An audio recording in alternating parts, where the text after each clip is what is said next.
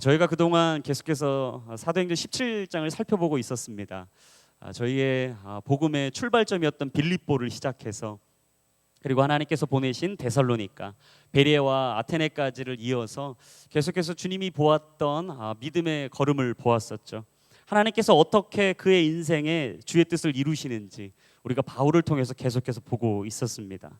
이로써 유럽의 동부에 위치한 주요 도시들을 방문하고 바울은 드디어 제2차 전도 여행, 그 선교의 사역의 마지막 막바지의 길을 접어들게 됩니다. 그 마지막 막바지에 접어드는 지방이 바로 오늘 본문에 나오는 고린도 지방이죠.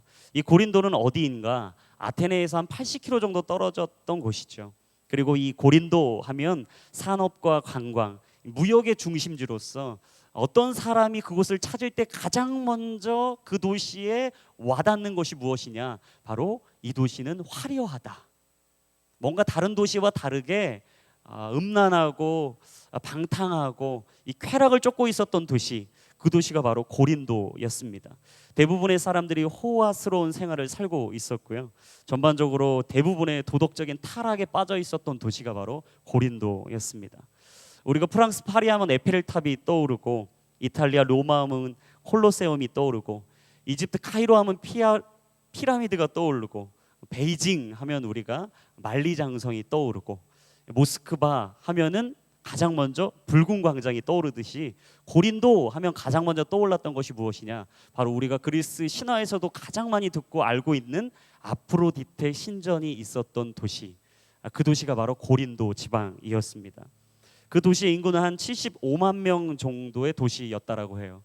꽤 큰 도시였고 규모가 있었고 사람들이 집중하고 모였기 때문에 많은 사람들이 관심을 갖고 주목했던 도시, 그 도시가 바로 고린도였습니다. 끝없는 쾌락과 유격과 술 취함과 방탕함이 가득했던 도시, 그 고린도의 비도덕성이 얼마나 심각했느냐면 그 헬라 시대에 많이 살았던 사람 중에 서로를 조롱하고 비도덕적이다, 당신은 타락했다, 당신은 문제하다라고 얘기할 때 뭐라고 얘기했냐면 당신은 고린도 사람 같습니다 라고 말할 정도로 이 고린도 사람은 상당히 타락했고 조롱을 받았고 비아냥거림을 받았던 도시의 사람들이었죠. 그리고 고린도의 아가씨들이란 말을 하면 음란하다, 방탕하다, 그 사람의 인생은 하나님을 원치 않는다라고 할 정도로 고린도의 영적 상황은 바닥을 헤매고 있었습니다. 지금까지 바울의 전반적인 선교 사역을 보면 항상 팀 사역이었어요. 혼자가 아니라 함께하는 사역이었죠. 그래서 둘씩 짝을 지우고 하나님이 가라한 그 길로 갔던 사역, 그게 바로 바울의 팀 사역이었습니다. 근데 놀라운 것은 저희가 저번 주 계속해서 살펴봤던 이 아테네 사역을 쭉 살펴보면 이 바울이 아테네 사역만큼은 팀 사역이 아니라 홀로 했던 사역이었죠. 같이 했던 게 아니라 혼자 했어요. 왜냐하면 베레아에서 바울이 급하게 떠나오다 보니까 실라와 디모데를 두고 왔거든요. 그래서 혼자서 이 아테네 사역을 감당하다 보니까 많은 어려움과 힘든 가운데 모든 것을 혼자서 견뎌내야 했습니다. 아마 실라하고 디모데가 있었으면 바울을 응원해 줬을 거예요. 바울한테 괜찮다, 잘하고 있다, 조롱을 받고 모욕을 받고 핍박을 받고 있는 바울을 보면서 우리는 잘 될 거다, 하나님께서 우리를 통해 놀라운 일을 이루실 거다, 그리고 당신은 지금 하나님이 원하는 그 일을, 그 사명을 잘 감당하고 있습니다라고 아마 응원을 해줬을지도 몰라요. 근데 바울이 혼자 있다 보니까 너무나 외로웠어요. 힘들었어요. 아테네에서 혈혈단신으로 사역을 감당했어야 했던 바울이 매우 외롭고 힘든 싸움을 하고 있었죠. 든 자리는 몰라도 난 자리는 안다는 옛말처럼 아마 혼자 있을 때는 같이 있는 게 얼마나 큰 힘이고 얼마나 큰 의지할 바인지 몰랐을 겁니다. 그런데 바울이 혼자 동떨어진 아테네 사역을 감당하다 보니까 같이 한다는 게 얼마나 귀한지 알았어요. 내 옆에 하나님의 사람을 주신다는 게 얼마나 귀한지 알았어요. 그리고 하나님께서 사무치는 그 외로움과 쓸쓸함 가운데 주의 사람과 함께 할 수 있는 축복을 주신다. 그건 진짜 큰 축복이다, 만남은 축복이다라는 걸 알게 되었죠. 이런 바울이 고린도 사역을 앞두고 자신의 마음 상태와 영적인 상태를 드러내는 게 고린도 2장에 나오는데요. 우리 자막을 통해서 고린도 2장 3절 말씀 같이 한번 바울의 마음과 영적인 상태를 한번 보도록 하겠습니다. 같이 읽겠습니다. 시작. 내가 여러분에 갔을 때 나는 연약하고 두렵고 떨리는 가운데 있었습니다. 이 바울이 고린도 사역을 앞두고 썼던 이야기예요. 아테네에서 끝없는 추락과 외로움과 힘듦과 홀로 감당했던 사역에 지쳤던 바울. 그 바울이 고린도로 가면서 자신이 가졌던 마음 상태와 영적인 상태를 이야기한 거예요. 나는 연약하고 두렵고 떨리는 가운데 있었다. 여러분, 우리가 흔히 바울을 하면 어떤 생각 떠오르십니까? 바울 하면 불도저, 믿음의 사람, 불가능을 다 가능케 하는 사람, 혼자서도 모르는 걸 이겨낼 수 있는 사람, 어떤 상황과 환경 가운데서도 하나님을 떠나지 않았던 사람. 아마 우리가 바울 하면 이 정도가 떠오를 거예요. 근데 오늘 바울이 뭐라고 얘기하죠? 계속되는 인생의 파도 속에 연약함이 드러났고 두려움이 염습했고 떨리는 마음을 주체할 수 없었다. 나는 지극히 연약한 인간에 불과했다라고 고백하죠. 저는 오늘 본문을 통해서 세상살이에 지쳐있는 인생, 삶의 정체기를 걷고 있는 인생, 영적인 침체기 속에서 더 이상 영적인 돌팔구를 찾을 수 없는 믿음의 인생들 앞에 하나님은 어떻게 그의 인생을 새롭게 하시는지, 어떻게 하면 그의 인생을 다시 출발선 앞에 서게 하시는지 같이 세 가지 정도의 포인트를 가지고 하나님의 은혜를 나눠보도록 하겠습니다. 하나님께서 다시 새롭게 출발선에 서게 하시는 방법, 첫 번째는 무엇이냐? 바로 사람을 만나게 하신다라는 거죠. 같이 한번 선포해 보겠습니다. 사람을 만나게 하십니다. 우리 1절부터 4절까지 말씀을 같이 한번 읽어보겠습니다. 시작. 그곳에 그는 아굴라라는 유대 사람을 만났습니다. 그는 본도에서 출생한 사람인데 유대 사람은 모두 로마를 떠나라는 글라우디오 황제의 칙령 때문에 얼마 전 자기 아내 브리스길라와 함께 이탈리아에서 내려온 것입니다. 바울은 그들을 찾아가 그들과 함께 일하며 지냈습니다. 바울도 그들과 마찬가지로 천막 만드는 일을 했기 때문입니다. 안식일이면 그는 회당으로 돌아가며 유대 사람들과 그리스 사람들을 설득하고자 했습니다. 아멘. 아테네 사역을 마치고 고린도로 향했던 바울은 자신이 연약하고 두렵고 떨렸다라고 이야기하죠. 저는 바울이 좋은 이유 중에 바로 이 믿음의 고백, 스스로를 인정하는 고백 때문에 바울이 참 좋습니다. 여러분, 아마 바울이 그 모습을 숨기고 싶었을 수도 있어요. 멋진 자신의 모습만을 보여주고 싶었을 수도 있습니다. 여러분, 그러실 때 있죠. 다른 사람들에게 약한 모습 보이고 싶지 않을 때 있어요. 다른 사람들에게 나의 부족함을 보이고 싶지 않을 때가 있죠. 왜냐하면 내가 그 모습을 드러내면 내가 약해 보이니까. 다른 사람들이 나를 조롱할까 봐, 나를 쉽게 볼까 봐 때로는 나의 연약함과 부족함을 보이고 싶지 않을 때가 있죠. 그런데 바울은 지극히 인간적인 모습, 바로 있는 모습 그대로를 보여줬습니다.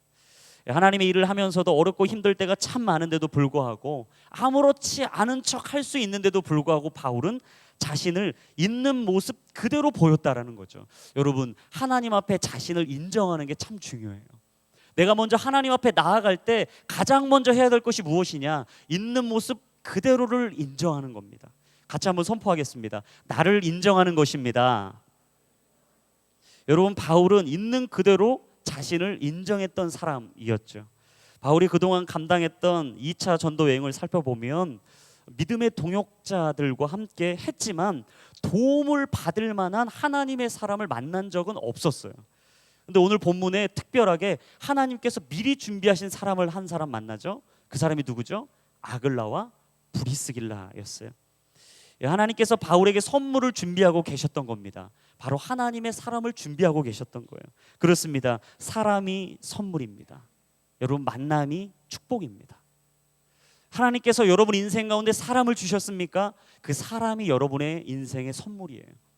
그리고 하나님께서 만나게 하시는 계속된 만남이 있으세요? 여러분, 그 만남이 축복인 줄로 믿습니다.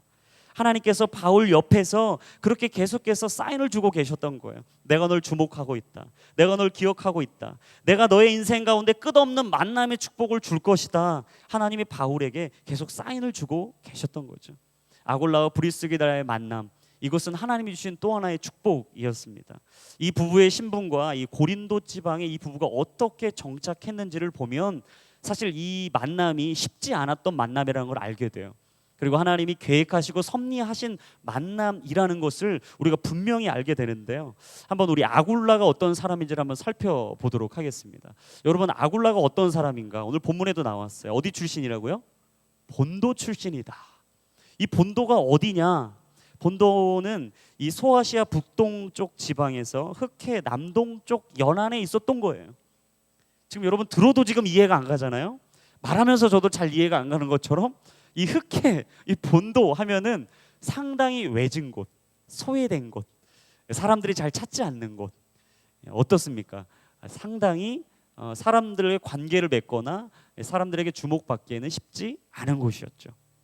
그런데 이곳에 아굴라라는 사람이 하나님의 복음을 듣고 있었다. 어떻게 이 본도 출신인 아굴라가 하나님을 알았을까? 저희는 사도행전 2장의 성령 강림의 사건으로 가봐야 돼요. 이 성령 강림 사건을 가보면 사도행전 2장 9절부터 11절에 보면 이렇게 나와 있습니다. 지역이 다 등장하는데요. 바데인도 있었고 메데인도 있었고 엘람인도 있었고 유대 사람, 갑바도기아 사람, 그리고 본도와 아시아 사람이 있었다라고 나와요. 여러분, 바로 그 마가의 다락방 성령 강림 사건에 누가 있었다고요? 본도 사람이 있었다.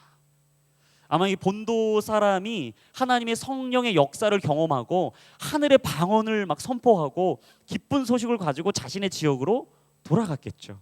여러분, 돌아가서 가만히 있었을까요? 아니죠. 여러분, 기쁜 소식을 받은 사람은 멈출 수 없거든요. 말하지 않고는 견딜 수 없거든요. 아마 그 마음을 계속 나누고 있었을 거예요. 막 방방곡곡 돌아다니면서 가가호 돌아다니면서 이 풀앱 전도하듯이 계속 사람들을 만났을 거예요. 그리고 복음을 전했겠죠. 주의 사랑을 나눴겠죠. 아마 이 본도 출신인 아굴라도 그때 그 성령의 역사를 경험한 누군가의 전도 사역을 통해 하나님을 알게 됐을 것이다 라고 신학자들이 추정하고 있습니다.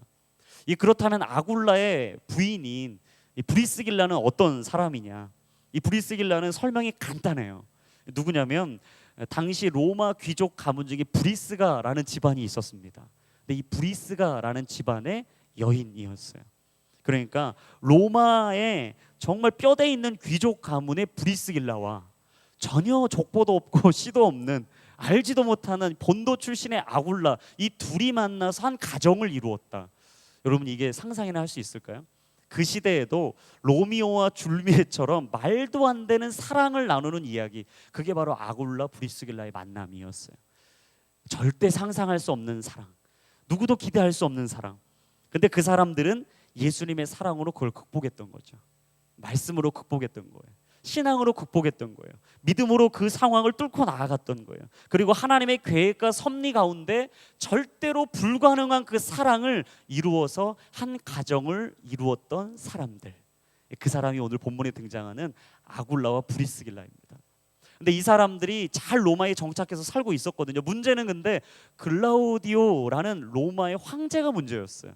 이 사람이 이 로마에 아마 약 2만 명 정도 유대인이 살고 있었다고 해요. 2만 명 정도의 유대인이 너무나 하나님을 계속 전하다 보니까 이 칙령을 내린 거예요.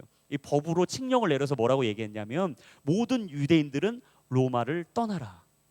떠나지 않고 걸리면 목숨을 내놓아야 될 거다. 목숨을 담보로 살아야 될 거다라고 해서 아마 이 아굴라하고 브리스길라가 이 칙령 때문에 이 로마를 떠나서 어디로 왔냐면 오늘 본문에 등장하는 고린도로 왔던 거예요. 이 고린도로 여러분 왔다면 생각해 보세요. 여러분, 한 집에서 한 집으로 이사를 가도요, 이 자신이 가지고 있었던 삶의 환경이나 이 바운더리를 떠나기가 매우 힘들거든요. 근데 이 본고지가 어디였죠? 로마였어요. 뿌리를 뒀던 게 어디예요? 로마였어요. 근데 지금 로마를 떠나서 자신의 생계를 다 내려놓고 직업을 내려놓고 고린도로 간다. 쉬운 결단이 아니죠. 근데 지금 이 두 부부가 고린도로 이동해서 열심히 다시 자신이 천막 만드는 일을 하고 있었어요. 근데 그 일을 하다가 누구를 만나나? 오늘 본문에 등장하는 바울을 만나는 거죠. 왜냐하면 바울도 천막 만드는 일을 하고 있었거든요.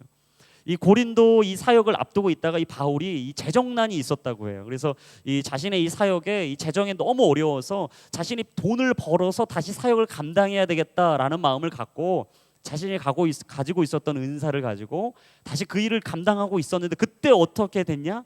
이 아굴라 브리스길라 이 두 부부를 만나게 된 거죠. 여러분, 누가 생각하면 아마 그냥 뭐 우연히 만났겠다, 아니 뭐 로마에 살다가 고린도 와서 그냥 둘이 만날 수도 있는 거지라고 생각하시겠지만 여러분 이거는요 우연이 아니에요. 정말 그냥 스쳐가는 인연이 아닌 거죠. 왜냐하면 같은 직업을 갖고 있었고 같은 생각을 가지고 있었고 같은 마음을 품고 있었고 하나님을 믿는 사람이었고 같이 얘기를 해봤더니 하나님이 주신 비전과 사명을 가지고 있었던 사람. 여러분 그 사람을 만난 거예요. 여러분 그 사람 만나기가 쉬울까요? 여러분 한번 생각해 보세요. 여러분들이 새로운 환경에서 직장에 들어갔어요. 크리스찬으로서 타협할 수 없는 일이 있는 거예요. 그 직장에. 그래서 절대 내가 이 두 마음이 있는 거죠. 내가 이 직장에서 진짜 하나님의 마음을 잠시 내려놓고 타협할 거냐, 아니면 끝까지 내가 하나님을 붙잡고 이 일을 내려놓을 것이냐. 갈등하고 있는 거예요. 근데 갑자기 여러분 옆에 있었던 직장 상사가 여러분한테 오는 거죠. 얘기하는 거예요. 여러분 나도 사실은 그 일을 경험했습니다. 나도 사실은 당신처럼 그 믿음으로 고민했던 그 일 나도 고민해봤습니다. 어려웠습니다. 힘들었습니다. 하지만 나도 끝까지 하나님을 붙잡고 이겨냈습니다. 나도 크리스찬이니까 응원합니다. 힘내세요. 끝까지 포기하지 마세요. 여러분 생각한다면 여러분 어떤 마음 드시겠어요? 기쁘지 않으시겠습니까? 말도 통하지 않는 아프리카 남미 쪽 여러분 아우리치 간다고 한번 상상해 보십시오. 2달, 석 달 동안 열심히 준비한 거예요. 아우리치 기도하면서 금식으로 재정을 모으고 먹을 거 안 먹을 거 안 입을 거 다 모아가지고 준비했습니다. 아우리치 간 거예요. 근데 갔더니 막 생각하지 못했던 예상치 못한 핍박이 있는 거죠. 언어는 안 통해요. 영어가 통할 줄 알았는데 갑자기 딴 말하고 있는 거죠. 스페니쉬 막 하고 불어하고 말이 안 통하는 거예요. 힘든 거죠. 근데 계속 여러분 사랑에 막히는 거예요. 열심히 워십 준비했는데 워십 못하게 경찰이 막는 거예요. 여러분 복음 사역해서 어린이 사역 할 줄 알고 열심히 막 꼭두각시 어린이 사역 다 문화 사역 준비했는데 교회에 어린이가 5명 온 거예요. 여러분 상상해 보세요. 의기소침하지 않으시겠어요? 힘 빠지지 않으시겠어요? 그래서 그 자리에서 열심히 섬기는데 갑자기 어떤 사람이 여러분에게 얘기하는 거예요. 내가 당신 때문에 수개월을 기도했습니다. 내가 당신이 오기까지, 당신 팀이 오기까지 내가 그토록 갈급하게 하나님 앞에 금식으로 기도했습니다. 기도의 응답이 바로 당신들입니다. 여러분 그 얘기를 들으면 힘이 나지 않으시겠어요? 여러분 그 얘기 들으면 하나님이 나를 이곳에 보내셨구나 확신 들지 않으시겠습니까? 지금 바울과 아굴라 브리스길라의 만남이 지금 그런 만남인 거예요. 아무것도 없이 보이는 것도 없이 홀로 사역하다 힘들고 지쳐 나는 연약하다 나는 두렵다 내겐 아무것도 없다라고 말했던 바울이 지금 하나님이 주신 아굴라 브리스길라 두 부부를 만난 거죠. 여러분 이 만남은 하나님이 주신 만남이에요. 하나님께서 값으로 주신 아름다운 만남인 거죠. 절대로 이 만남 속에서는 하나님이 하시지 않았다라고는 말할 수 없는, 우연이라고는 말할 수 없는, 그냥 스쳐가는 만남이라고는 버려버릴 수 없는 하나님의 절대절명의 아름다운 축복의 만남인 거죠. 여러분 우리 공동체 하나님이 주신 만남이에요. 여러분의 그룹, 여러분의 순모임 하나님이 주신 만남입니다. 절대 그냥 흘려보내지 않았으면 좋겠어요. 힘들고 지쳐서 우리가 이 자리에 나왔다면, 때로는 절망하고 낭망해서 이 자리에 나왔다면 하나님이 예배를 통해 하나님을 더욱 귀하게 만나고 하나님의 사람들을 만남을 통해 살아계신 하나님을 느끼게 하실 줄로 믿습니다. 여러분 그리고 여러분의 순모임이 있잖아요. 여러분들이 순모임 하시면 서로 힘이 났으면 좋겠어요. 용기를 잃어버리신 분들 순장님의 격려와 칭찬과 말씀의 선포 속에 살아계신 하나님을 느꼈으면 좋겠어요. 그리고 우리가 서로 바라볼 때 웃는 모습으로 인사하고 격려하고 높일 때 하나님이 우리의 모임을 통해 역사하시고 일하심을, 하나님의 사랑을 경험함을, 그리고 서로가 도전이 되고 이 공동체에 하나님이 계심을 우리가 오늘도 평생토록 느끼며 살아가는 저와 여러분들의 인생이 되기를 예수님의 이름으로 축복합니다. 여러분 상처받았던 바울, 아팠던 바울, 두려웠던 바울, 떨어서 갈 길을 몰랐던 바울, 그 바울에게 하나님은 아굴라 브리스길라를 만나게 하셨어요. 그리고 그 만남은 우연이 아니라 하나님의 뜻과 섭리와 계획임을 알게 하셨죠. 내가 선택한 것 같고, 내가 결정하는 것 같고, 내가 가는 것 같고, 내가 본 것 같고, 내가 들은 것 같고, 내 힘과 내 능력으로 이 자리에 있는 것 같지만 여러분 기억하십시오. 하나님이 보내셨습니다. 하나님이 하십니다. 하나님이 여러분들을 그 자리에 인도하신 줄로 믿습니다. 여러분 그게 바로 하나님의 역사요, 하나님의 일하심이요, 하나님의 인자하심과 선하심이다라는 것이죠. 여러분 평생토록 하나님이 주신 만남의 축복을 누리시고 하나님과 함께 기뻐하며 즐거워하시며 하나님의 선하심과 인자하심을 누리며 살기를 예수님의 이름으로 축복합니다. 하나님께서 다시 새롭게 출발선에 서게 하시며 하나님의 사람을 일으키시는 방법 두 번째는 무엇인가? 그것은 바로 변화를 보여주신다라는 겁니다. 같이 한번 따라서 선포하겠습니다. 변화를 주십니다. 오늘 본문에 우리 5절부터 8절까지 말씀 같이 한번 읽어보겠습니다. 우리 5절부터 8절까지 읽겠습니다. 시작.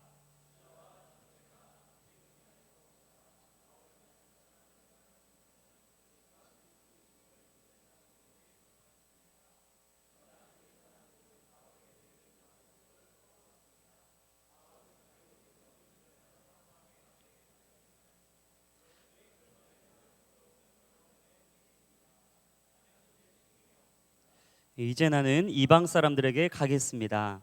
그러고 나서 바울은 회당을 떠나 디도 유스도라는 사람의 집으로 갔습니다.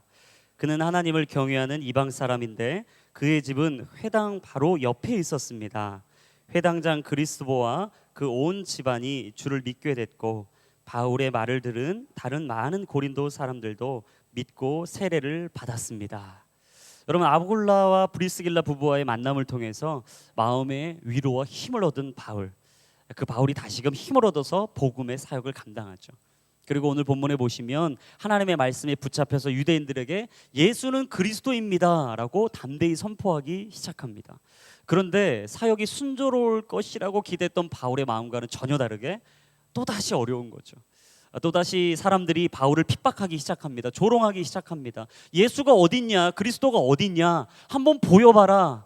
너의 그 믿음을 내게 한번 보여봐라. 다시금 바울의 그 복음 사역을 막고 있는 겁니다. 바울이 힘을 얻으려고만 하면 세상이 막는 거예요. 아마 바울이 이렇게 생각했을 거예요. 야, 세상 진짜 쉬운 게 아니다. 정말 내 생각대로 호락호락하지 않다. 그냥 한 번 정도는 내 마음대로 내 뜻대로 잘 될 수도 있는데 이게 잘 안 변하는구나. 사람 안 변하는구나. 내 계획대로 되는 게 하나도 없구나. 여러분 동일하게 이런 생각 드실 때 있지 않습니까? 내 생각대로 내 마음대로 되지 않을 때 얼마나 힘들고 어려워요. 하고 있는 거 그냥 다 내려놓고 싶거든요. 포기하고 싶거든요. 하나님이 시켰다고 해놓고는 잘 되지 않을 때 여러분 그때 얼마나 우리 마음에 의기소침해집니까?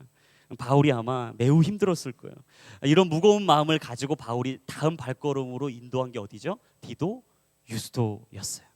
이 디도 유스도라는 사람의 집으로 발걸음을 옮기죠. 그런데 놀라운 사실이 이 디도 유스도라는 사람의 집이 어디였냐? 오늘 본문에 보시면 어디죠? 회당 바로 옆이었다. 여러분 회당이 어디예요? 지금 바울이 서로 믿는 사람들과 함께 강론하고 힘들고 어렵고 조롱받고 핍박받고 어려워진 바로 그곳이 회당이거든요. 근데 바로 나를 어렵게 한 그 장소 옆에 누가 있었다고요? 디도 유스도. 너무 가까운 곳이었어요. 저는 이 대목에서 좀 놀라운데 이 회당 바로 옆이었다는 사실도 놀랍지만 바울이 바로 옆임에도 불구하고 믿음으로 그 자리를 나아갔다라는 게 참 놀라웠어요. 그리고 이 선교팀 그와 함께 했던 것 위험천만한 모험이었죠. 그리고 회당장 그리스도바가 등장합니다. 이 그리스도바가 누구인가? 바로 회당의 장이었어요. 누구죠? 바울을 끝없이 핍박하고 어렵게 했던 방해했던 사람의 우두머리 격인 그리스도바입니다. 근데 이 그리스도바가 어떻게 됐다고요? 그리스도바가 하나님을 알게 됐다. 자신을 방해했던 회당의 우두머리 격인 그리스도바가 이 주님을 영접하고 주님을 받아들이고 지금 주님 앞에 모든 마음을 드린 거예요. 여러분 바울이 이걸 상상이라도 했을까요? 지금 방금 전에 옆에 회당에서 조롱받았어요. 방금 전에 여러분들이 회사에서 힘들었어요. 내가 시도하고 도전했던 게 실패했어요. 어려웠어요. 막혔어요. 그런데 방금 이후에 하나님이 역사하실 것이라고 여러분 기대할 수 있습니까? 아니죠. 방금 내가 실패했거든요. 내 마음이 무너졌거든요. 내 마음이 너무 힘들었거든요. 근데 바로 다음에 하나님이 역사하실 것이다. 상상할 수도 없는 이야기예요. 근데 하나님이 그 바울의 삶에 기적을 이루신 거죠. 여러분 어떤 것이 기적이냐? 사람의 생각이 바뀌는 게 기적입니다. 사람의 마음이 바뀌는 게 기적입니다. 여러분 기대할 수도 없을 때 그 일이 내 눈앞에 이루어지는 거 여러분 그게 기적이에요. 지금 내가 전혀 기대하지 않았는데 우연이라도 내 앞에 이루어졌다. 여러분 우연이 아니라 그건 하나님의 기적인 줄로 믿습니다. 방금 전에 내 삶에 실패가 있었는데 하나님이 내 인생의 불가능을 가능케 하셨다. 여러분, 그것은 하나님의 기적인 줄로 믿습니다. 하나님은 불가능을 가능케 하시는 믿음의 하나님인 줄로 믿습니다. 여러분, 성경이 계속해서 우리에게 이야기하는 게 뭐냐? 절대 안 변할 사람이 변한다. 실패하고 무너질 그 사람이 살아난다. 묶인 자들이 자유케 된다. 보지 못한 자가 보게 된다. 바로 살아날 가능성이 매우 희박한 그들의 인생에 하나님은 가능을 이야기하신다. 여러분, 이게 바로 늘 믿음 속에 거하는 우리에게 선포하시는 하나님의 역사죠.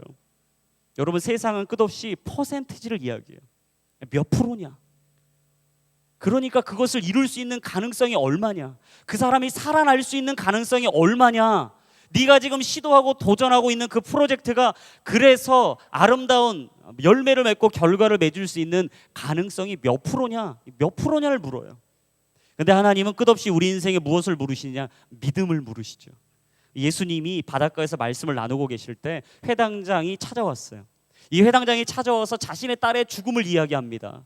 예수님, 제발 우리 집에 찾아오셔서 내 딸이 죽어있는 내 딸 위에 손을 얹어주시고 다시 생기가 살아나 살게 하는 기적을 좀 한 번만 이루어 주십시오. 옆에 있는 제자들이 조롱했어요. 가능성이 없었거든요. 퍼센티지가 너무 낮았어요. 왜냐하면 벌써 그 딸은 죽어 있었어요. 가능성이 없는 거죠. 희박한 거죠. 절대 더 이상 기대할 수 없는 상황이죠. 근데 예수님이 그 제자를 물리치시고 회당장 야이로에게 말했어요. 야이로야, 두려워하지 마라. 내가 그에게 가겠다. 그리고 그 딸의 손을 잡으시며 주님 말씀하셨죠. 달리다 굼. 뜻을 풀어보니까 뭐죠? 소녀야, 일어나라. 여러분, 우리 인생 가운데 죽어 있는 자리가 있습니까? 묶여 있는 자리가 있습니까? 주님이 오늘 여러분들에게 선포하십니다. 달리다 굼, 살아날지어다. 주님이 그 딸의 손을 잡으시고 일으키시자 그 딸이 어떻게 됐느냐? 생기가 불어넣어서 다시 살게 됐다. 여러분, 귀먹고 말 더듬는 자가 또 있었어요. 그 자와 함께 이 갈릴리 호숫가에서 말씀을 전하고 계시는데 사람들이 아우성인 거예요. 보아하니까 예수님이 왜 이렇게 시끄럽나 봤더니 이 말하지 못하고 이 귀머거리가 계속 예수님께 나왔다고 막 난리를 치고 있는 거죠. 그러니까 예수님이 보면서 그 상황을 너무 치근히 여기시고 제자들을 물리치시죠. 그리고 내게 나오게 해라 말씀하시죠. 나오라고 말씀하시면서 또다시 주님께서 특이한 방법을 사용하십니다. 갑자기 본인의 침을 뱉는 거예요. 땅에 침을 딱 뱉으시고 막 흙을 빚으시고 갑자기 그 말 못하고 귀머거리인 그 귀에, 양 귀에 갑자기 흙을 대시면서 그에게 이야기하시죠. 에바다, 열릴지어다. 그러자 그의 귀가 열리고 말하기 시작했습니다. 그리고 하나님을 찬양하며 하나님이 살아계시다고 즐거워하며 기뻐하기 시작하죠. 여러분 기억하세요. 하나님은 우리 인생의 회복을 이루실 때 전혀 예상치 못한 방법으로 찾아오십니다. 세상 사람들이 웃겼어요. 예수님이 갑자기 주님이 침을 뱉으시거든요. 근데 갑자기 그 침을 이겨서 흙을 빚으시고 갑자기 그 귀에 대기 시작하는 거예요. 생각하지 못했던 방법이에요. 예상치 못한 방법이에요. 기대하지도 못한 방법이에요. 차마 그들이 그 흙을 빚어서 침을 뱉은 것을 그 사람 손에 받고 그에게 된다. 여러분 생각지 못한 방법이거든요. 근데 주님이 그 방법을 사용하시고 그 사람을 돌이키시고 인생의 문을 열어주시죠. 여러분 하나님은 우리에게 그렇게 찾아오십니다. 여러분 인생에 기대하지 못한 방법으로, 예상치 못한 방법으로 내 삶에 다시 출발선을 서게 하시고 내게 용기를 주시고 힘을 주시고 담력을 얻게 하시는 분 여호와 하나님, 그분이 오늘 여러분들에게 예상치도 못한 방법으로 찾아오실 것입니다. 바로 내가 오늘 회당에서 조롱받았지만, 내가 오늘 그 자리에서 실패했지만, 사람들이 나를 비웃고 웃고 떠들며 내 하나님이 어딨냐고 말했던 그 자리에서, 바로 그 옆에서 주님은 디도 유스도에게, 회당장 그리스보에게 하나님을 알게 하시고 보게 하시고 깨닫게 하심으로 바울에게 알게 하셨어요. 바울아, 기억해라. 내가 너에게 새 일을 이룰 것이다. 내가 지쳐있는 너에게 다시 새 일을 이룰 것이다. 다시 너의 인생의 출발선에 서라. 그리고 나는 너를 통해 놀라운 그 은밀한 일을 이룰 것이다. 에바다, 열릴지어다. 여러분 인생 가운데 막힌 문이 있습니까? 보이지 않는 문 때문에 답답하세요? 차마 말할 수 없는 신음 가운데 아파하고 슬퍼하고 계십니까? 주님이 오늘 이 시간 선포하십니다. 에바다, 열릴지어다. 우리의 인생의 모든 문이 열리고 영적인 닫힌 문이 열리고 눌리고 막혔던 모든 영적인 자리마다 하나님이 주시는 영적인 자유가 선포될 줄로 믿습니다. 저는요 바로 그 자리가 이번 달 4월 29일 30일 날 있는 수련회가 됐으면 좋겠어요. 저는 그런 기대로 기도하고 있습니다. 금식하면서 기도할 때 저는 그 마음이 있어요. 하나님, 우리 청년들 얼마나 불가능 가운데 답답해합니까? 끝없이 세상 이 교회만 한 발짝 나가면 하나님 믿음을 지키기가 얼마나 어렵습니까? 이 가능하다고 말했던 하나님의 말씀을 붙잡고 삶에서 그 가능성을 이야기하며 살기가 얼마나 힘듭니까? 그래서 제가 이 수련의 주제를 생각하면서 제가 저번 달에 리트릿을 그 양재 캠퍼스 리트릿을 갔는데 제가 기도하다가 막 제주도 땅에서 막 좋은 거 많이 봤거든요.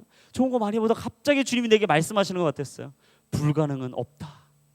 이 천지 만물을 봐라.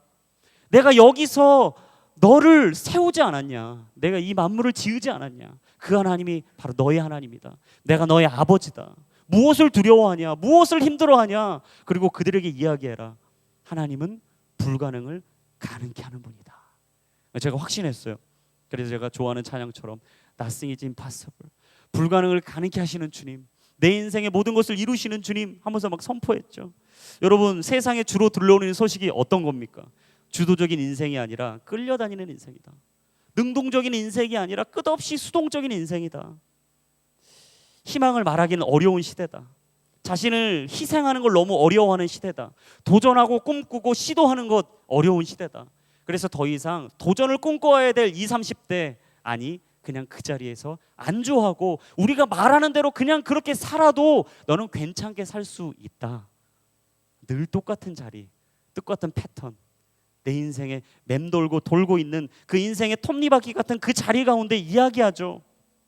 그리고 아마 그 수련회를 기대하면서 어떤 분은 이렇게 이야기할 수 있어요. 수련회 저는 많이 가봤습니다. 똑같은 스케줄 뻔할 거라고 저는 알고 있습니다. 숙소는 뻔할 겁니다. 나오는 식단은 똑같을 겁니다. 아니요, 5,000원짜리예요. 좋은 음식 준비했어요. 숙소 더 이상 여러분 예전의 상처에 벗어나세요. 실천해서 실망했던 실패했던 그 마음을 버리시고 이제는 제자 수양관에서 제자가 되는 거예요. 우리는 하나님이 여러분의 길을 열어주실 겁니다. 혹시 그때 스케줄이 있으세요? 하나님이 갑자기 스케줄을 변경하실 거예요. 그때 갑자기 친구들하고 약속이 있었어요. 그 친구가 갑자기 그 약속을 취소하게 될 거예요. 소개팅이 있으셨습니까? 소개팅은 미뤄지게 될 줄로 믿습니다. 할렐루야.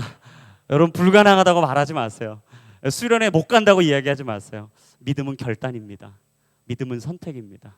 기회는 하나님을 붙잡는 거예요. 여러분 그때 시작됩니다. 새로운 출발선 그때 서는 거예요. 하나님은 바울을 그 자리에 세우셨어요. 그리고 다시 시작할 수 있도록 회당장 그리스보, 디도 유스도를 보여주셨어요. 바울아, 안 변할 것 같은 그 사람 변할 거야. 네가 기대하지 못했던 그 자리, 나는 그 자리에 있어. 네가 전혀 예상하지 못했던 바로 그 자리, 나는 그곳에 있을 거야. 여러분 기억하십시오. 임마누엘 하나님께서 항상 여러분과 함께 하십니다. 여호와 삼마의 하나님께서 여러분이 서 계시는 그곳에서 바로 그곳에 계시다고 오늘도 저와 여러분들에게 말씀하고 계십니다. 믿음으로 승리하시고 한 주도 하나님의 뜻을 붙잡아 날마다 새롭게 하시는 주와 함께 믿음으로 살아가시는 저와 여러분들의 인생이 되기를 예수님의 이름으로 축복합니다. 마지막 다시 새롭게 출발선에서 서게 하시는 하나님의 방법 세 번째는 무엇이냐? 세 번째는 사명을 확인시켜 주십니다 라는 것이죠. 같이 한번 믿음으로 선포합니다. 사명을 확인시켜 주십니다. 우리 9절부터 11절까지 말씀을 같이 한번 읽어보겠습니다. 우리 9절부터 11절까지 말씀 같이 읽겠습니다. 시작.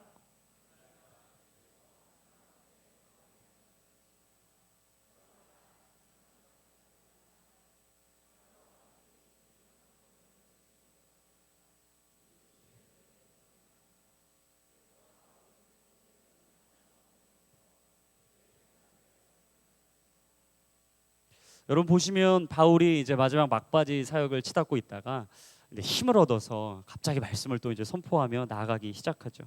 그런데 이 밤에 바울이 잠이 들었어요. 근데 밤중에 하나님께서 바울에게 찾아오신 거예요. 환상 가운데 말씀하신 거죠. 의기소침해 있고 때로는 눌려 있고 지쳐 있는 내 인생에 찾아오신 겁니다. 그리고 환상 가운데 말씀하신 거예요. 바울아, 너 힘이 없지, 지쳐 있지, 세상에서 하루 일주일 살다가 너무 힘들지, 직장 상사 때문에, 동료 때문에 늘 도전하고 도전해도 열리지 않는 미래 때문에 너무나 힘들지. 괜찮아, 내가 너와 함께해. 그리고 내가 너의 인생에 줄 이야기가 있어. 두려워하지 마. 그리고 내가 너의 입에 심어준 그 말씀을 가서 담대히 선포해. 사람은 너의 이야기를 듣는 게 아니라 바로 내 이야기를 들을 거야. 주님이 바울에게 이야기해 주신 거예요. 여러분, 우리가 얘기할 때 착각하는 게 한 가지 있습니다. 내가 한다고 생각할 때예요. 여러분, 내가 모든 걸 시도하고 내가 이루고 내가 할 수 있다, 내가 가능하다라고 생각하고 착각하는 순간 우리는 하나님이 이끄시는 인도하심을 보지 못하게 되죠. 여러분, 기억하십시오. 내가 하는 게 아니라 하나님이 하시는 줄로 믿습니다. 내가 선택하고 내가 결정하고 내가 가는 길이 아니라 하나님이 인도하시고 이끄시고 하나님이 함께 하시는 길인 줄로 믿습니다. 여러분, 바울에게 지금 하나님이 그 이야기를 하고 계셨어요. 그리고 10절에 이렇게 이야기하십니다. 아무도 너를 해치지 못할 것이다. 그리고 다음이 놀랍죠. 이 도시에 내 백성이 많다. 눈을 씻고 찾아봐도 믿는 자가 없거든요. 아무리 찾아봐도 고린도의 타락한 이 도시에 하나님의 백성이 어디 있습니까? 여러분, 믿음의 사람이 도대체 어디 있냐고요. 분명히 믿음의 사람이 있었으면 그럼 디도 유수도 해당장 그리스도 말고 이전에 복음을 선포했을 때 베드로처럼 3,000명 5,000명이 돌아올 믿음의 사람이 눈에 보여야 되는데, 아무리 이 꿈의 이 환상의 얘기를 아무리 기억해봐도 눈 씻고 찾아봐도 하나님의 사람 없는 거예요. 답답한 거죠. 힘든 거죠. 근데 바울에게 주셨던 하나님의 사인은 무엇이냐? 바로 지금도 보이지 않는 가운데서도 나는 일하고 있다. 하나님은 지금도 내가 느끼지 않을 때에도, 내 계획대로 내 마음대로 되지 않을 때에도, 오늘 실패한 그 자리 속에서도, 무너지고 깨어진 그 자리 속에서도, 영적인 침체를 걷고 있는 그 순간에도 하나님은 오늘 우리를 위하여 일하고 계신다라는 것이죠. 하나님은 오늘 우리를 통해, 우리를 위하여, 우리의 앞에 있는 모든 일들을 통해 일하시기를 위하여 오늘도 지금 이 순간에도 역사하고 계신 여호와 하나님인 줄로 믿습니다. 하나님이 바울에게 지금 그 이야기하고 있는 거예요. 바울아, 걱정하지 마라. 이 도시에 내 백성이 많다. 저는 이걸 묵상하는데 갑자기 열왕기하 6장 말씀이 떠올랐어요. 여러분, 열왕기하 6장에 가보시면 엘리사 이야기가 나옵니다. 이 엘리사와 사환이 같이 이 성에 있었죠. 근데 이 특별히 이스라엘이 아람 군대와의 계속된 전투 가운데 있었어요. 근데 이 전투 속에서 아람 군대가 계속 이 전투에 패배하는 거예요. 계속되는 패배를 겪다 보니까 이 왕이 화가 나는 거죠. 그래서 아람 왕이 이야기했어요. 신하들에게, 도대체 우리가 전쟁에 지는 이유가 뭐냐? 도대체가 계속된 패배가 거듭되고 있는데 이 원인 찾아와라. 했더니 며칠이 지나고 신하들이 아람 군대 이 왕에게 이야기합니다. 아람에게 이야기하기를 사실은 이스라엘에 한 사람이 있습니다. 근데 그 사람이 엘리사라는 사람입니다. 근데 엘리사라고 듣자 하니 이 사람은 미리 모든 전쟁을 내다본다고 합니다. 그래서 우리가 어디로 갈지, 언제 올지, 어떤 루트로 갈지, 그리고 어떻게 도망갈지 다 한다고 합니다. 이 사람 때문입니다. 이 왕이 듣고 너무 화가 난 거예요. 아니, 고작 그 한 사람 때문에? 아니, 엘리사 그 한 사람 때문에 지금 전쟁에 계속 진다고? 안 되겠다. 이 전쟁 다 끌어모아라. 이 군인들 다 끌어모아라. 이 전쟁이다. 그래서 지금 아람 군대가 이스라엘로 쳐들어갑니다. 이 쳐들어가서 몇 날 며칠을 가서 이 이스라엘 그 성을 포위하기 시작했어요. 에워쌌어요. 근데 이 이스라엘 성을 지키고 있었던 엘리사의 사환이 하루 일찍 눈을 떴다고 이야기하죠. 아침에 일찍 눈을 떠서 이 성을 돌아본 거예요. 깜짝 놀란 거죠. 갑자기 벌떼 같은 군인들이 있는 거예요. 아람 군인들이 성을 에워싼 거죠. 놀라가지고 이 사환이 엘리사한테 찾아갑니다. 아, 엘리사 큰일 났습니다. 주인님, 큰일 났습니다. 보아하니 지금 이 성을 다 에워싼 아람 군대가 지금 엘리사 이 주인 당신을 죽인다고 옵니다. 큰일 났습니다. 그들은 벌떼같이 가득 찼습니다. 사환이 놀라서 이야기한 거예요. 우리가 어찌해야 됩니까? 두려움에 가득 찬 사환에게 엘리사가 이렇게 이야기합니다. 우리 열왕기하 6장 16절과 17절 말씀 같이 한번 읽어보겠습니다. 시작. 두려워하지 마라. 우리와 함께하는 사람이 저들과 함께하는 사람들보다 많다. 그리고 엘리사가 기도했습니다. 여호와여, 그의 눈을 열고 보게 하소서. 그러자 여호와께서 그 청년의 눈을 여셨습니다. 그가 보니 불말과 불마차가 산에 가득했는데 그 불말과 불마차들이 엘리사를 둘러싸고 있는 것이었습니다. 아멘. 엘리사는 하나님께서 사명의 자리에 우리를 혼자 보내시지 않는다는 걸 알았어요. 그리고 사원에게 이야기한 거죠. 사원아, 걱정하지 마라, 두려워 마라. 믿음의 눈을 열어서 봐라. 하나님이 우리와 함께 하신다. 불말과 불천차가 있지 않냐? 어째서 너는 두려워하고 있느냐? 이야기하죠. 여러분 기억하세요. 영적인 전쟁과 세상의 어려움과 힘든 속에서 힘들고 어려울 때 여러분 기억하십시오. 모든 사람들이, 모든 군인들이 우리의 성을 다 둘러쌌다고 생각되는 그때, 여러분이 차마 시도조차 못할 때, 도전조차 못할 때, 낭망하고 좌절하여 사람에게 상처받아서 다시는 사람과 관계 맺고 싶지 않다라고 느껴지는 그때, 여러분 그때 기억하세요. 믿음의 눈을 열어 주를 보실 때입니다. 그때가 바로 믿음의 눈을 열어서 나와 함께하고 계시는 불말과 불전차로 나의 삶을 둘러싸시고 내 길을 인도하시고 모든 전쟁에 승리를 주시고 영적인 정쟁에서 여호와 니시로서 승리를 선포하시는 분, 바로 여호와 하나님을 볼 때 바로 그때입니다. 주님이 여러분과 함께 하세요. 엘리사와 함께 했던 그 하나님, 그리고 그 사원에게 두려움을 말하지 말라고 했던 그 여호와 하나님, 그 주님께서 오늘 엘리사와 함께 하셨듯 저와 여러분들과 함께 하십니다. 요셉도 마찬가지였죠. 끝없는 17세에 자신의 알지도 못하는 이유로 애굽으로 팔려가고 은 20에 자신의 값어치를 매긴 채 한없는 인생의 절망과 아픔과 슬픔의 자리에 있었죠. 하지만 자신이 세워졌던 하나님의 사명을 잊지는 않았습니다. 보디발의 아내와 동침을 하지 않는 이유 때문에 감옥에 갇히죠. 하지만 자신의 사명은 끝없이 하나님의 일을 감당하는 것인 줄 알았어요. 그리고 꿈을 해석하는 사람, 꿈꾸는 사람, 술 맡은 관원장과 떡 굽는 관원장의 꿈을 해석해주고 다시 그 감옥에서 풀려나고 결국 30세 나이에 13년의 끝없는 긴 터널과 어려움과 어둠을 거치고 난 후 그는 사명의 자리, 하나님이 세우신 자리, 바로 믿음의 자리, 애굽의 총리가 되죠. 하나님께서 그 인생을 갖추시듯 모세 또한 마찬가지였습니다. 자신의 입술로는 하나님의 말을 할 수 없다고 이야기했어요. 이유 없는 부르심 가운데 자신은 말할 줄 모르는 사람입니다 라고 의기소침했죠. 그리고 하나님의 역사라고는 기대할 수 없는 아주 연약하고 부족한 살인자였습니다. 그는 자신의 인생에 아픔의 상처에 눌려 있었어요. 나는 살인자다. 나는 실패한 자다. 나는 하나님의 말씀을 지키지 않은 자다. 나는 다시 쓰임받을 수 없다. 나처럼 더러운 이런 사람은 하나님께 쓰임받을 자격 없다. 아마 하나님이 나를 깊이 아시면 아마 나를 버릴지도 모른다. 끝없는 자기 연민과 번민에 쌓여있던 모세, 하지만 하나님은 끝없이 집요하게 그 모세들을 붙잡으시죠. 그리고 자신이 할 수 없다고 이야기하시니까 옆에 말 잘하는 형 아론을 붙여주셨어요. 그리고 그 아론과 함께 한 민족을 주께 돌이키는 아름다운 40년의 광야의 길을 걷죠. 여러분 그 인생의 길 쉽지 않았어요. 어려웠어요. 자신이 다시 출발선 앞에 설 수 있다고 아마 모세는 생각할 수 없었을 거예요. 그리고 내게 또 다른 인생의 기회가 올 거라고 아마 상상하지 못했을 거예요.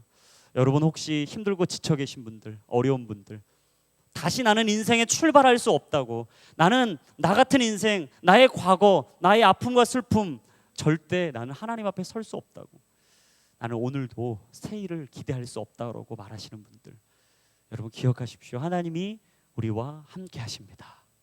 하나님이 우리의 인생을 주목하고 계십니다. 그리고 그 하나님이 오늘도 저와 여러분들의 인생의 앞날을 열어주실 것입니다. 저는 마지막 이 간증하나를 하고 말씀을 마치기를 원해요. 제가 이 아까 얘기했던 이 한 달 전에 갔던 이 양재 캠퍼스의 리트릿 이야기입니다. 저희가 양재 교육자 이 전임분들 모두가 같이 제주도로 리트릿을 갔습니다. 1년에 계획을 세우고 기도하고 금식하고 또 좋은 기도원도 보고 우리가 보았던 또 제주도의 선교 사역도 같이 찾아다니면서 탐방했습니다. 그리고 좋은 아름다운 사역을 하고 마지막 날이었던 것 같아요. 마지막 날쯤에 저희에게 이제 차별로 렌트를 해서 갔는데 승용차에 4명이 타죠. 같이 한 차별로 이제 마지막 공항 가기 전에 티타임을 가지라는 거예요. 그래서 시간을 주니까 아침에 한 8시쯤이었던 것 같아요. 8시 경에 이제 각자 차별로 다 흩어지기 시작했습니다. 저희 팀도 열심히 이제 서치를 한 거예요. 그럼 얼마나 요즘 좋은 시대입니까? 스마트폰 하나만 있으면 제주도 일대가 우리 손바닥 안에 있는 거예요. 너무 기쁘죠. 운전자만 빼고 저희 3명이 다 찾기 시작합니다. 야, 어디 가야 되냐? 뭐 테라로사 제주도 생겼더라고요. 어디 가냐? 아니다, 여기가 맛있다. 뭐 어쩌다 저쩌다. 결국 우리나라의 그 문화는 어떻죠? 나이가 연장자이신 분의 말을 따라서 모든 자의 스마트폰은 덮고 이제 그분이 가자 하는 그 길로 떠나기 시작합니다. 갔어요. 놀라운 사실은 문이 닫힌 거예요. 이유가 뭐냐면 거기에 탁 문에 봤더니 개인 사정으로 인하여 오늘은 쉽니다. 안 된다, 포기할 수 없다. 이거 커피 먹어야 된다. 목사님 막 흥분하기 시작하는 거. 알겠습니다. 막 찾았어요. 탁탁탁. 다음 문 열었습니다. 갑시다. 갔어요. 그때 갑자기 또 이게 웬 장난입니까?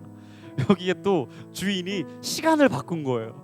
그러니까 인터넷에 나와 있는 오픈 시간과 본인이 지금 설정한 시간이 다른 거예요. 갔더니 대문에 저희가 간 시간보다 1시간 후쯤에 문을 열더라고요.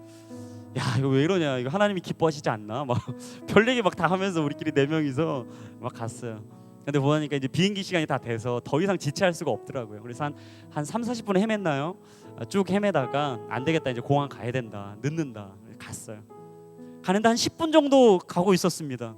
근데 갑자기 한켠에 커피 볶는 집이라는 문구 간판이 보이기 시작한 거예요. 흥분하게 막 4명이 막 흥분하면서 차를 멈춰야 됩니다 막 얘기하면서 갑자기 앞에 운전하시는 목사님이 끽 쓰기 시작했죠.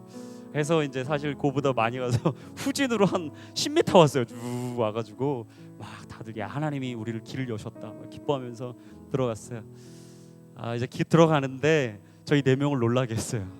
그 안에 그 공기, 그 환경, 그 분위기, 찬양이 나오고 있더라고요. 와, 이거 되게 신기하다. 커피집에 찬양 틀고 사업하는 분 별로 없는데 이 찬양이 막 울리더라고요.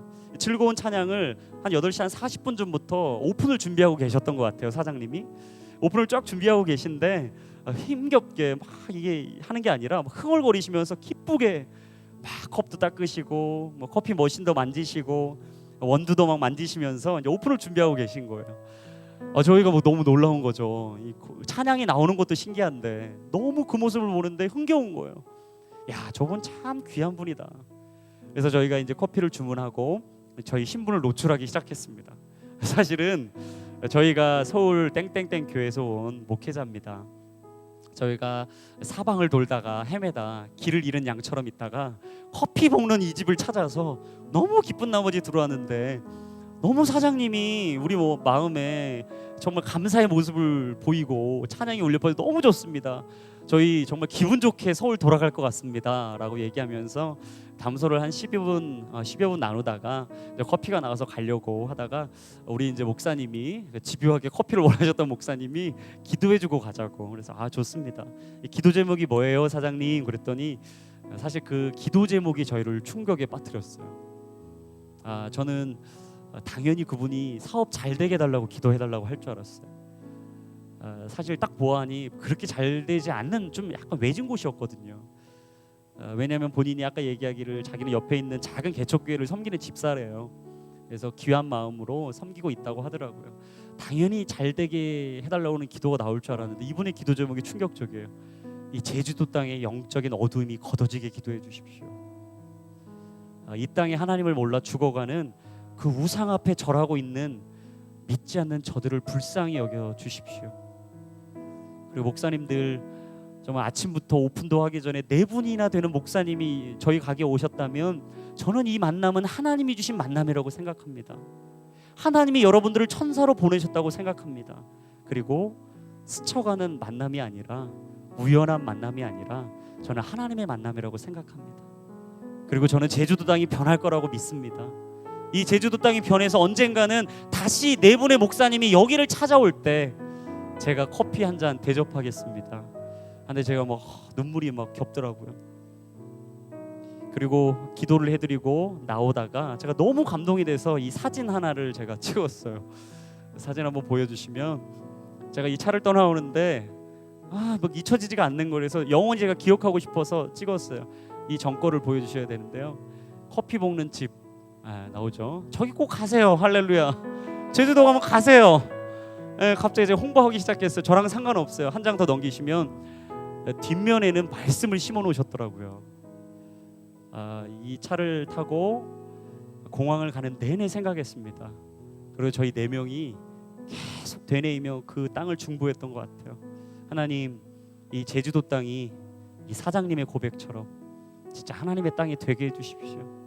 바울이 고린도를 밟고 타락하고 음란하고 쾌락에 빠진 그들 앞에 도대체가 내 도움이 없고 나와 함께할 자가 없다라고 생각했던 그때 하나님은 아굴로와 브리스길라를 만나게 하시고 디도 유스도와 그리스보를 변화시켜 주시고, 그리고 마지막 꿈에 찾아오셔서 내가 너와 함께한다고, 이 성에 나를 믿는 자들이 많다고, 힘내라고, 괜찮다고, 이 도시는 바로 나의 도시가 될 거라고 이야기했던 하나님의 음성, 저는 그분이야말로 하나님의 사람이라고 믿습니다. 여러분, 보이지 않아서 믿지 못합니까? 아니요, 믿지 않아서 안 보이는 거예요.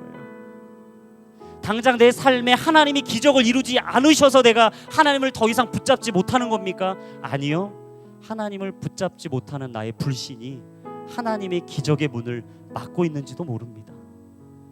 여러분, 오늘 함께 기도하며 나아가실 때 우리가 그 하나님 앞에 나의 삶의 모든 자리들을 내려놓고 결단하며 기도했으면 좋겠어요. 여러분의 만남은 우연이 아닙니다. 여러분 앞에 놓여있는 많은 아름다운 하나님의 인도하심, 여러분 그거 우연 아니에요. J4U 공동체 그냥 온 거 아닙니다. 여러분 마음이 좋아서 온 거 아니에요. 하나님이 인도하신 거예요. 여러분 시간이 11시 반, 딱 좋네, 여러분 그래서 온 거 아닙니다. 하나님이 여러분들 이곳에 보낼 의미가 있어요. 뜻이 있어요. 여러분의 순 그냥 그렇게 배치한 거 아닙니다. 여러분, 우리 리더십들이 기도하고 배치했고요, 그렇다면 하나님은 그 순에 주의 뜻을 이루실 거예요. 하나님이 여러분들을 서울 땅에 심으시고 여러분 직장과 가정과 우리 공동체에 보내셨다면 하나님은 오늘 그 자리에서 새로운 시작, 새로운 출발선 안에 설 수 있는 아름다운 하나님의 기적과 역사를 이루실 줄로 믿습니다.